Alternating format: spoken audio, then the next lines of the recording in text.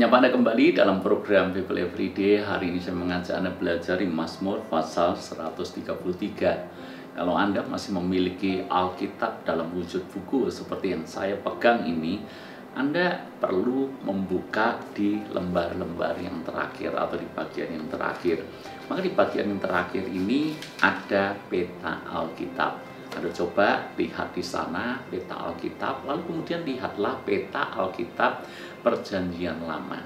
Maka Anda akan tahu di mana posisi Gunung Hermon dan di mana posisi Gunung Sion. Karena nanti kita akan pelajari tentang Gunung Hermon dan Gunung Sion ini.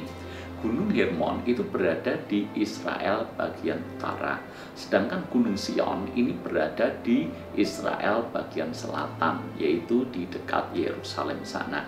Jaraknya sangat jauh, yang satu utara, yang satu selatan. Tetapi menariknya adalah pemazmur menulis di dalam ayat yang ketiga bagaimana Tuhan menyatakan berkat kepada umatnya. Ayat yang ketiga, seperti embun Gunung Hermon yang turun ke atas gunung-gunung Sion. Sebab kesanalah Tuhan memerintahkan berkat kehidupan untuk selama-lamanya. Tuhan memerintahkan berkat, dan analoginya ini cukup spektakuler.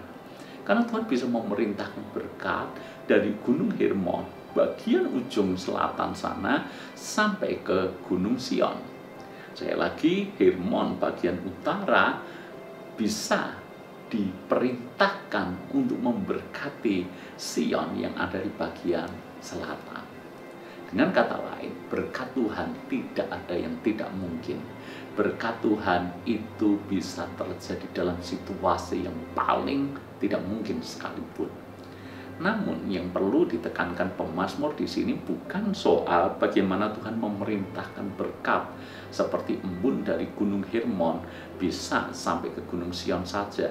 Penitik beratannya atau penekanannya justru dilihat di dalam ayat yang pertama. Sungguh alangkah baiknya dan indahnya apabila saudara-saudara diam bersama dengan rukun. Ini kata kuncinya. Ketika kita hidup dalam kerukunan, Tuhan akan memberkati. Kalau kita tidak rukun, dengan kata lain, kita pun akan melihat bagaimana berkat semakin menjauh dari hidup kita.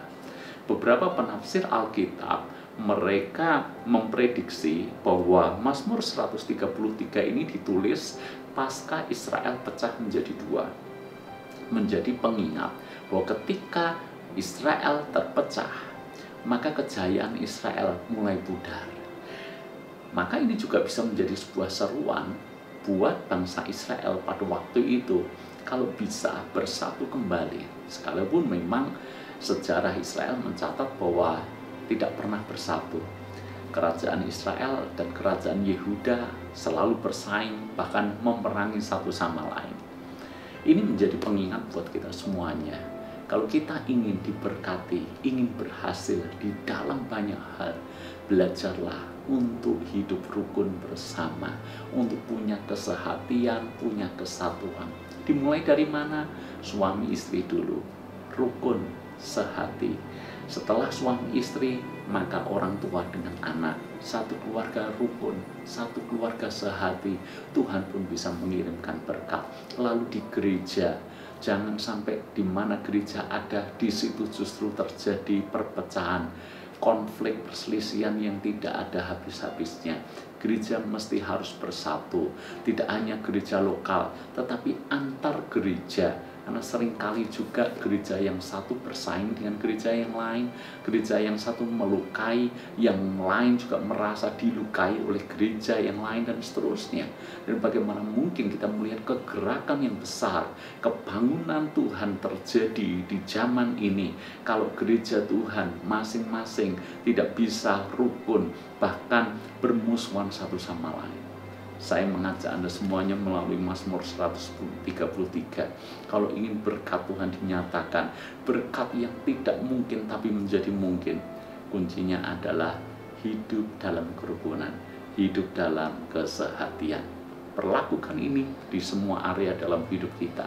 Kita akan mengalami berkat Allah seperti yang dijanjikannya. Tuhan berkati.